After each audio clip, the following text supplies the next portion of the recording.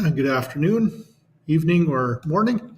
Depends on when you're watching the video for calculus today.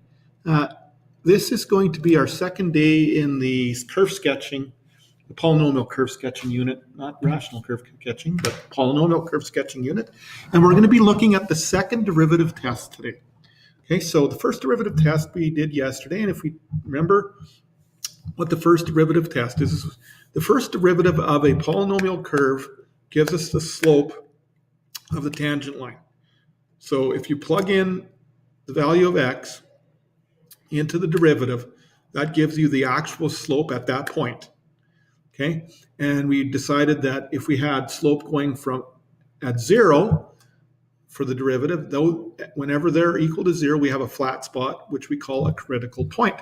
And we also figured out that if we have positive slope, then 0, then negative slope, we have what we would call a hill or a maximum. But if we have negative slope, then 0, then positive, we have what we call a minimum.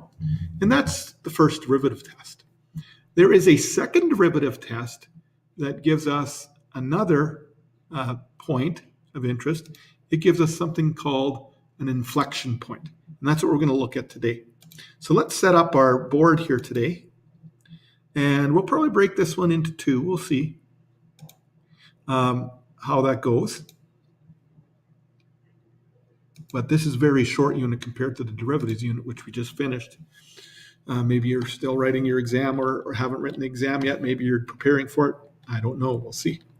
Okay, so today is day 2 in unit 4, actually.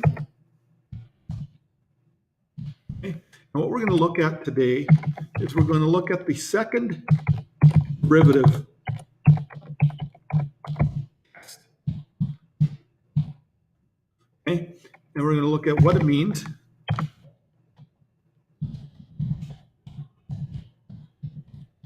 And we're also going to look at some examples of using it with the first derivative test.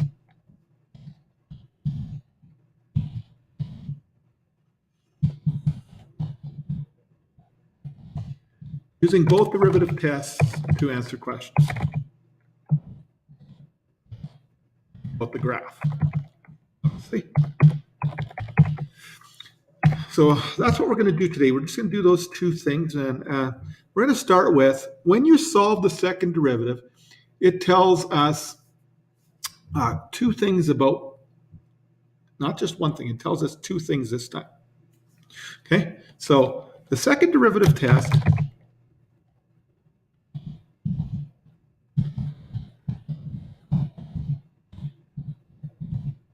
for a polynomial curve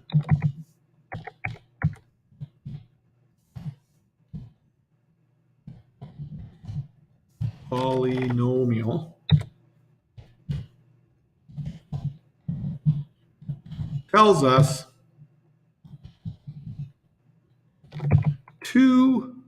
the following, we'll say.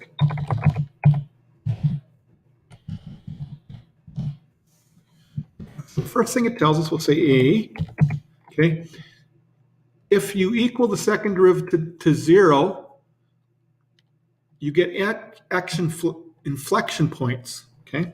So if, when equaling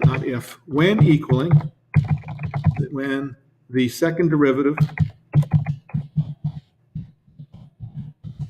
equals 0, plus equal just, the point is an inflection point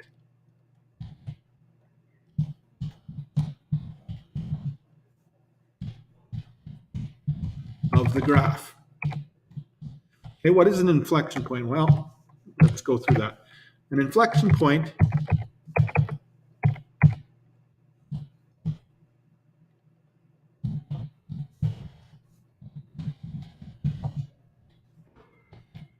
is the point or points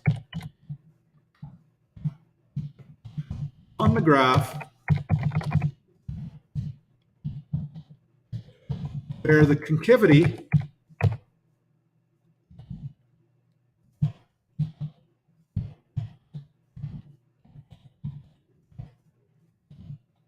changes. Easiest if I draw it for you. Okay, so for example, it would be kind of like that where a wave changes from a crest to a trough, right? So if we were to do this here with our marker, and let's say we had a concave down, like a hill, and then a concave up. So that point right there, where it goes from swinging down to swinging into a U, this is called our inflection point.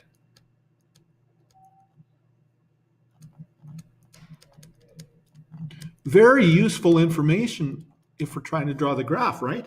If we know where the maximum and minimum are and the inflection is, you can draw this whole piece of a curve every time. Okay, and I use IP for an abbreviation. So when we're talking about IPs, we're talking about inflection points in calculus, not IP addresses for you computer people. Okay, so that's an inflection point. That's the first thing it tells us, the second derivative. If we equal that derivative to 0, we have an inflection point for it. The second thing that it tells us is for a second derivative is when you check the critical point with the second derivative,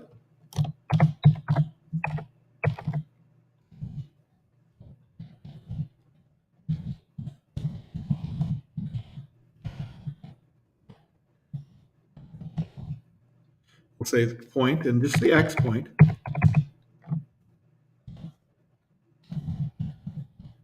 not the whole value. When you check the critical point, the x value of it, in the second derivative, or when you sub and not check, let's change that word, it'll be better. When you sub the critical point x value into the second derivative,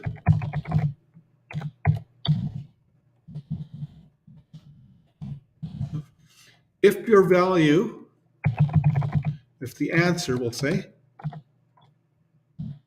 is positive, you have a minimum, it's kind of the opposite in this case, value. You know it is a minimum value.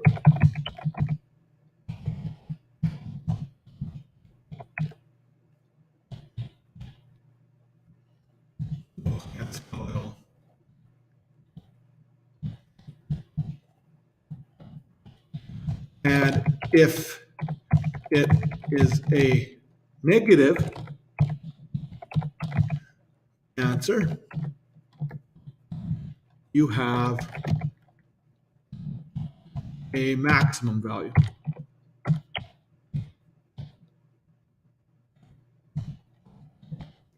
Now, that's one way you can do it. The other way you can do it is you can just plug it back into the original equation and see which one's higher and which one's lower. But that's what it means. So what does it mean algebraically? What am I saying? If I write it out as in math jargon or math symbols, math equations, how can I write out this second derivative? We know what an inflection point is, but how can I write it out? So if we say that we have a function f of x, okay, if f prime prime, that's a second derivative, means you have to do it twice, at some critical point is greater than 0, okay, if it's a positive value, we have a minimum point at C.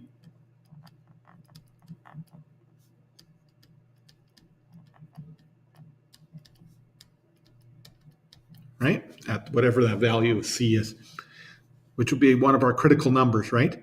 If we have f prime prime, meaning the second derivative at C is actually greater than 0, or sorry, less than 0, what am I doing? Then we have a negative number. We have a max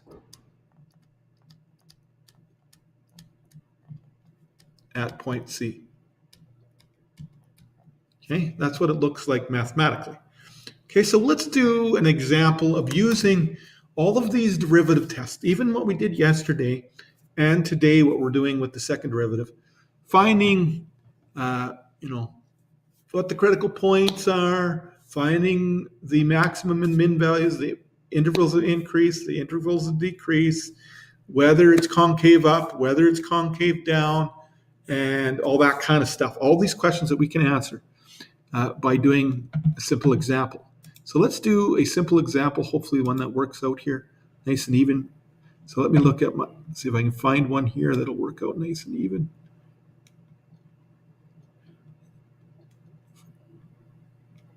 Okay. Here we go. We can use this one.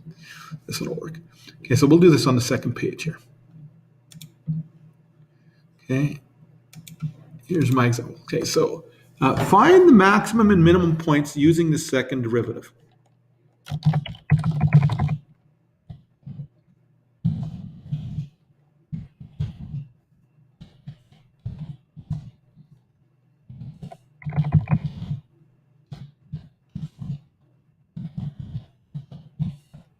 Okay, period.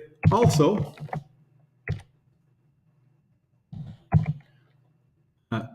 state the areas of the graph, or state if any points are inflection points,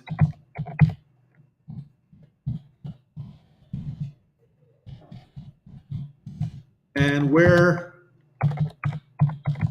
the graph, let's just go that far. We don't want to bite too much off here. Let's just do that.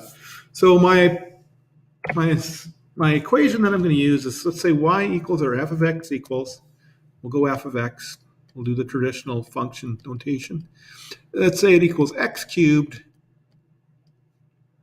plus 3x squared minus 24x plus 20. So step one is to find the critical points.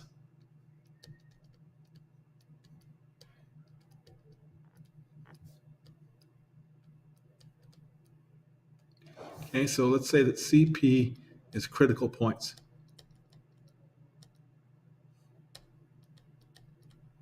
Okay, let's use that symbolization for ourselves. So we have to take the first derivative equal to 0, find the critical points. So f prime of x, okay, so this is going to be 3x squared plus 6x minus 24. Okay, so if we take out a 3, equal it to 0, factor out a 3, this is x squared plus 2x minus 8.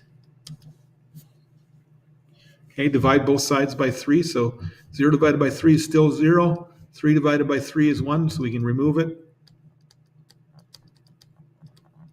Okay, that 3 didn't disappear. We just divided it out on both sides, got rid of it. 0 divided by 3 is still 0. So that's why that's nice and handy. Okay, then we factor out these to get our critical points for x. X plus 4 and x minus 2.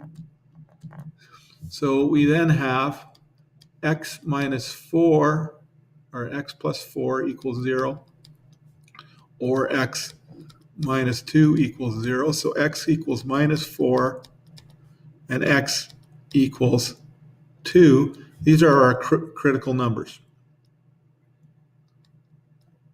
Critical points, critical numbers, whatever you want to call them. Okay, so we can now plug them back in and find out which one's a max or min, but there's an easier way to do it. If we want to use step 2, is find the second derivative. Use second derivative.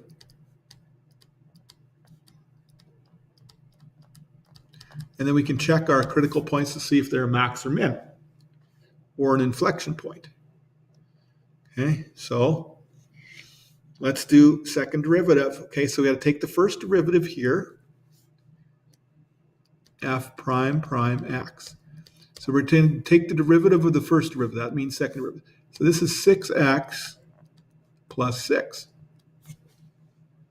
Okay, so if we take out equal it to 0,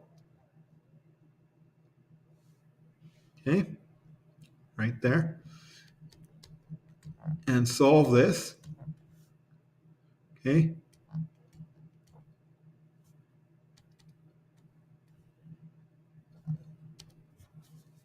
Take the negative 6x over, so x will be negative 1. So this is an inflection point. At x equal negative 1, we have an inflection point.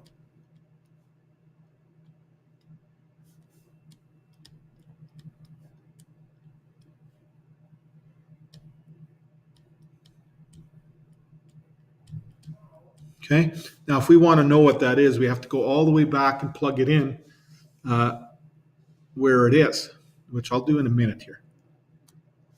But I'm not going to do it yet. Okay, so that's step one. We got our inflection point at x equals negative 1. So now check if there's a min or max value at each critical point. Okay, so I'm going to be going back not to the inflection point, but to the two critical points, negative 4 and positive 2. And I'm going to be using f prime prime of 2. F prime prime of 2, that'll tell us whether it's negative or positive. So if I take f prime prime of negative 2, or was it positive 2? Maybe it was positive 2. It was positive 2. F prime prime of positive 2. So I take this 6x plus 6. I go 6 times 2 plus 6 equals 18. So this is positive. So at x equal 2, we have a minimum value.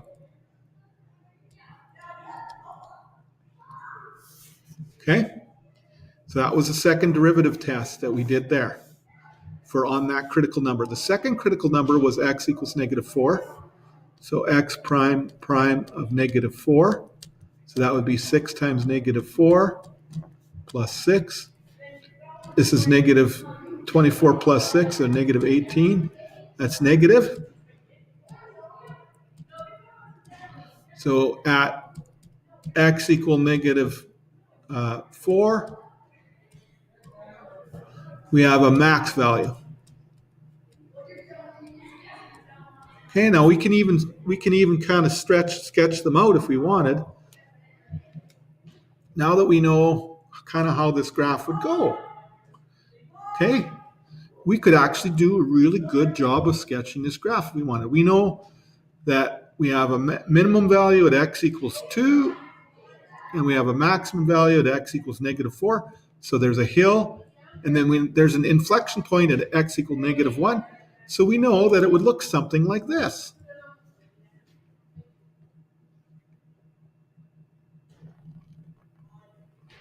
Okay, right here we would have our 2 and something. Right here would be our negative 4 and something. And right here is our negative 1 and something for our inflection point. So we know it would kind of go like that somehow. There's our maximum right there. So if we wanted to know what these points are, we could just simply plug them back in originally. Okay, so if we wanted to get those points, we could plug them in. Negative 4, we could stick that into, oops, sorry guys. We could go all the way back to the original equation right here, put in a negative 4 and see what it is, but we're not going to bother doing that until we get into curve sketching a little bit. Okay, so that's how that will be able to help you, finding those minimum maximums. If I plug them in, this ends up being 100. I worked it out earlier. And this one ends up being a negative 8.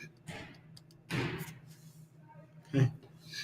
And I didn't plug in the negative 1 for the inflection point, but you can if you want. And that's basically how you use the second derivative test. Okay, let's see what we got for time here. That's about 20 minutes. So I want to go about another 10 here.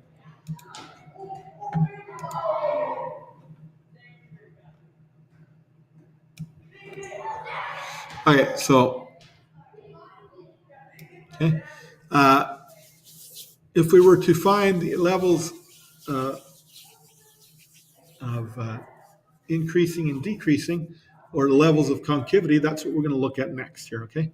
So we'll add on to this same question a couple more things here, okay? Also state any inflection points. So we've got our maximum and minimums. Let's use the same question, but I'm going to add in here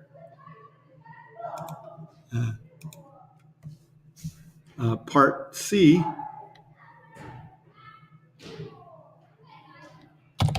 Okay, part C.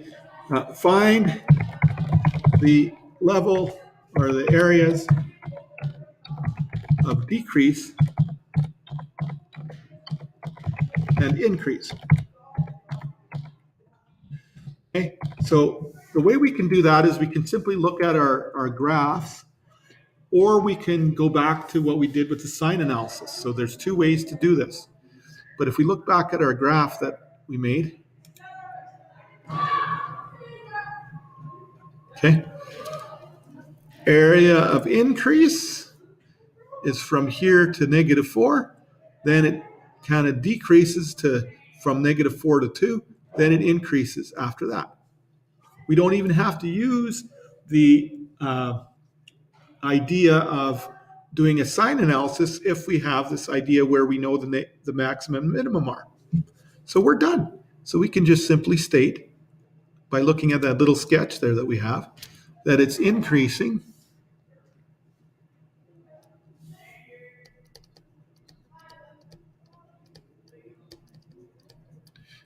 let's say negative infinity to -4. Okay, and then it goes down, and then it increases again at 2 to infinity. But it's decreasing from from -4 to 2. Okay, so if you wanted to, you could do the sign analysis on the second derivative. If you could just look at it. The other way you could have done it is you could have done our traditional critical number -4, critical number +2, like that. Okay, and then of course we were working with the first derivative because it's the first derivative test. So, oops, I went too far. So if we take our first derivative as being x plus 4 and x minus 2, right? We could just simply x plus 4 and x minus 2, and then the product of the two. Okay, there's our 0 point there, negative there, positive here. Okay, there's a couple ways to do this, right? There's our 0 point right there. Negative there, positive here. Okay, and then all of these together, the product of these two is positive up to there. It's 0 here. Okay, it's negative here. It's positive here. Okay, exactly the answer that we gave up here. Increasing from negative infinity to -4, decreasing from -4 to +2, and increasing after +2. So, of course, more than one way to do things. You can do a little sketch, or you can do the sign analysis that we did like last time. Okay, the other thing is finding intervals of concavity. Okay, so let's do a different example for this one. Okay, and this will be the last thing that we'll be able to get through today. I do not think I will be assigning any practice today. We'll do a part 2, I think. Yes, because I'm looking at it. I don't think I'm going to get through both examples here today, as we are already on the 24-minute mark, and I don't want to go past 35 today. Okay, so we'll do one more example today. We'll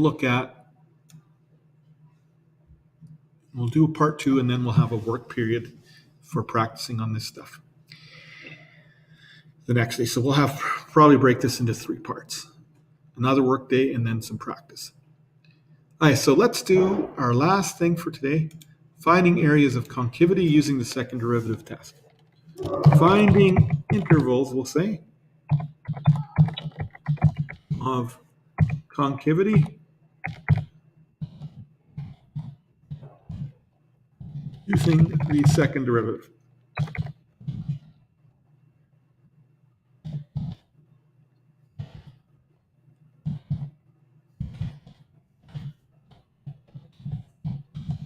And sign analysis.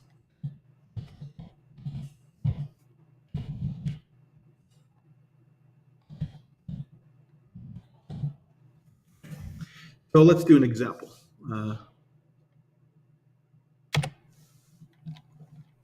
Find the inflection point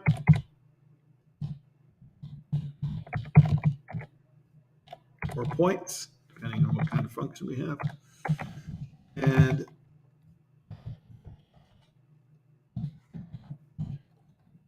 state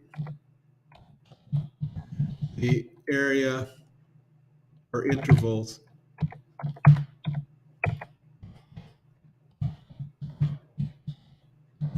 of concavity for the following graph.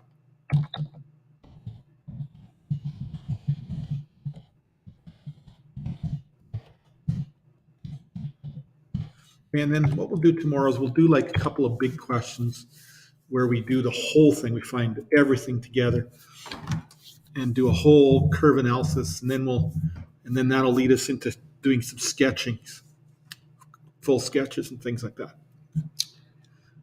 Okay, so the first step that we do is well, first I got to give you the example here. Let's say that our curve is y equals, we'll do a y instead of an f of x this time, x cubed minus 6x squared minus 2x plus 4. Okay, so if we're going to find the areas of concavity and the inflection point, we have to move ourselves right into the second derivative. So let's do the first derivative first.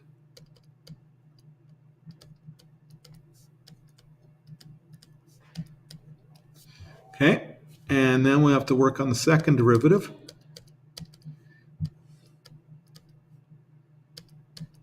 Okay, so now we have to find the inflection point. So step one, get the second derivative.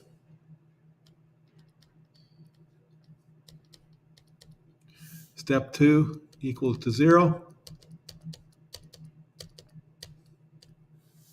Okay, so 6x minus 12 equals 0. 6x equals 12. X equals 2. So we have an inflection point at x equals 2. Step 3,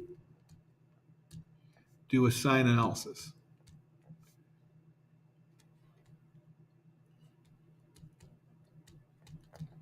For concavity.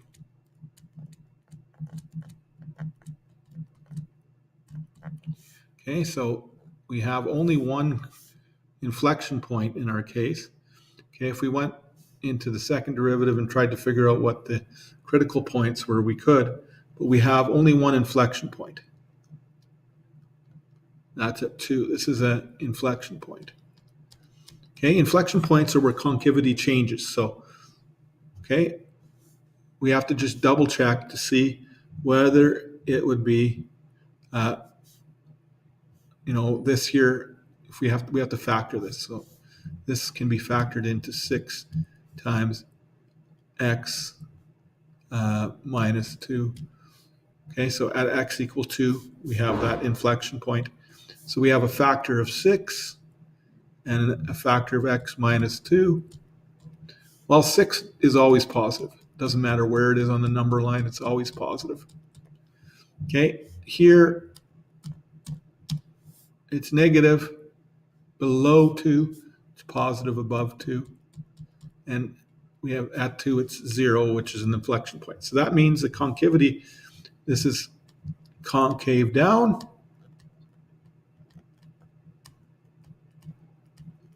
and this is concave up. Right here, because if we do this one, that's positive, this one's negative. Okay, for the 6 times x minus 2, the whole thing. So just to state that in intervals, concave down,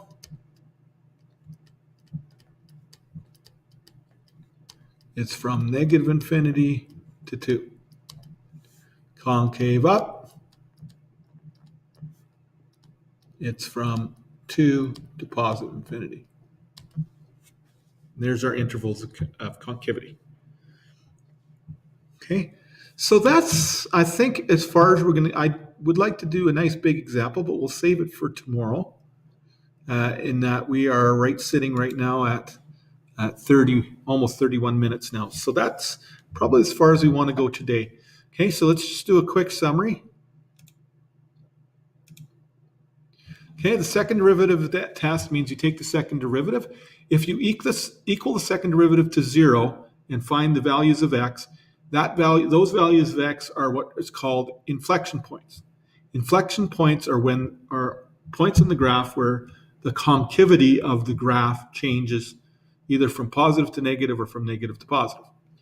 Okay, when you sub in the critical numbers into a second derivative, a positive value gives you a minimum, a negative value gives you a maximum at that particular number that you're subbing in, at that particular x value. Okay, if you take any function and you find its second derivative and equal it to 0 and get that point, that'll give you an inflection point, okay, just like we did here. Okay, if you want to find out whether it's a max or minimum, you take that second derivative and you plug in your 2 critical points that you get from the first derivative test. So you got to do the first derivative test first to get your critical points, do the second derivative test, plug them in, and you can see whether you have a maximum or minimum value. And you can do a little sketchy thing like that. Okay, if you want to find where it's concave up or concave down, okay, areas of increase and decrease we did yesterday, but if you want to find where it's concave up and concave down, you just simply take the second derivative and do a sign analysis on it. If you get a negative sign, you have for that particular region, then it's concave down in that region. If it's positive, it's concave up. And that is the summary for today. So we're not going to do any practice till about day 2. I'll do some larger type question examples.